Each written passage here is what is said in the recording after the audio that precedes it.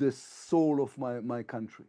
This is not what this country is all about. I mean, this is not why my father came here from the Holocaust to build a nation, and this is not why people fight wars, not to become a heartless country.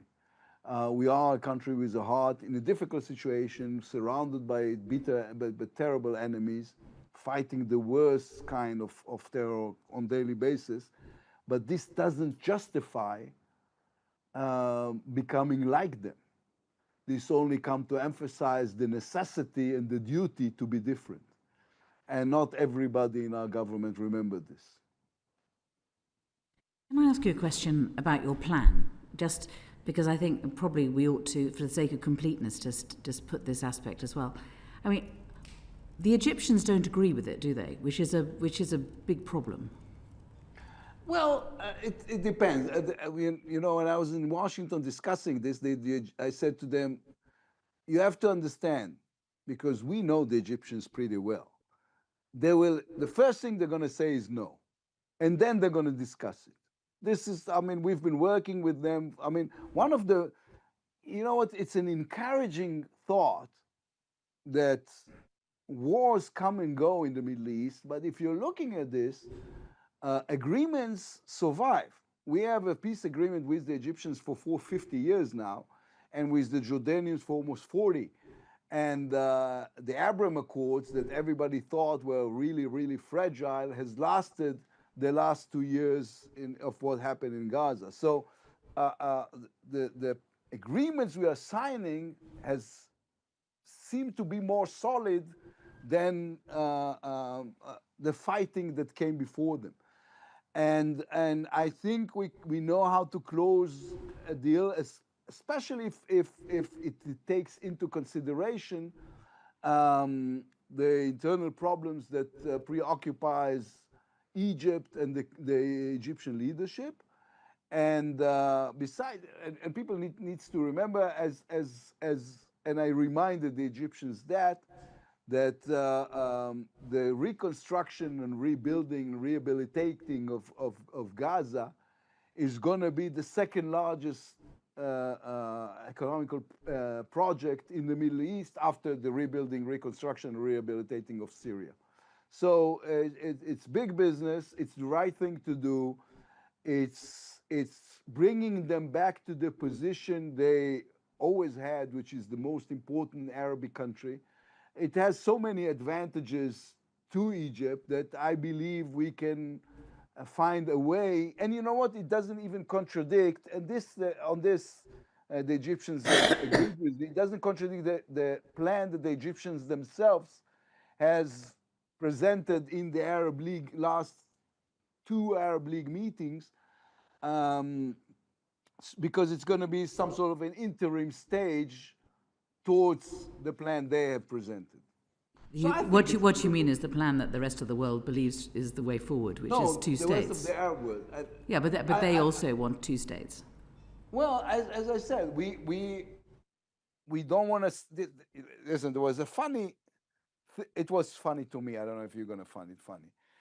Before the conference in Saudi Arabia, when President Trump went to Riyadh and everybody was invited but us, and somebody asked me about this, and I said, this is weird. This is because the only thing the Saudis wanted was that Netanyahu will say something about the possibility of somewhere down the road in the far future, if all Palestinians will converted to Judaism and become blonde, then we will agree to a 2-state solution. And he refused. And I've said on Israeli television that this was the very first time ever that everybody was asking Benjamin Netanyahu to lie, and he refused. So, yes, eventually I want peace with the Palestinians. And this shouldn't be off the table ever, because this is what I want for my children. And not being able even to say it out loud is just not only ridiculous but also cowardly. This is not going to happen in the near future, but we have to have a future. And on top of this, of course, the necessity not to take steps in the West Bank that will make things irreversible. Yes. Hopefully, or naturally, we're going to wait for the next government in order to do so. Thank you very much. Your staff are sending messages to mine to say that we ought to wrap up, but I'm going to ask just one more question for Uma. Just behind the camera, I'm looking at, there are 5 people who's doing this all the time. Whereas I have people behind the camera saying, keep speaking, we want to hear more of what you have to say. But Uma, you can ask the last question. Thank you, Chair. And thank you, Mr. Lapid, for your evidence today. You said that you wish for peace between the two people, as do we all, and I think so too do the rest of the world. To get there, we do need to see this two-state solution. You know, it has been kicked down the road for quite a long time. The situation in Gaza is perilous. The hostage families are crying out for an end to this. The people of Israel have suffered for a long time, and the Gazans are suffering daily. How do we get to the two-state solution if the Knesset are not willing to say this out loud or have this conversation? Well, first of all, not all the Knesset, as you just heard. I think part of what is, it's interesting, there was a huge discussion here about Churchill, because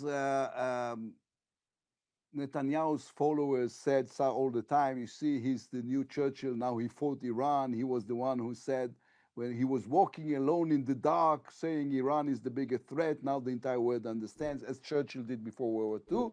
And then some of us said, after the war, Churchill has lost the war, the election. And you know why? Because Attlee, he was very less impressive, had a plan for the future of England. We have a good plan for the future of Israel. And I don't know how much you follow Israeli domestic politics. I know, Uma, Parliament member, I know you do more than others. In every poll in the last 2 years, they're going to lose, this coalition. They're going to lose because they have no plan for the future of Israel. They're just selling fears all around. The world is in the midst of an international struggle between populists and alarmists and people who are just making sense and trying to build better future. And the only principle in politics that works is the pendulum principle. And the pendulum now is moving our way. So I'm optimistic about the possibility of a Knesset with a majority of people who are saying, yes, we want to have a better future for our children, and this better future includes peace with our neighbors. Thank you. Good. Thank you. Thank you very much. We will put your staff out of their misery and allow you to go. But thank you very much for your time today. We really do appreciate it. If there's anything that occurs to you that you think that perhaps you would also like to put before us, then please do write to us after this session. And again, thank you again.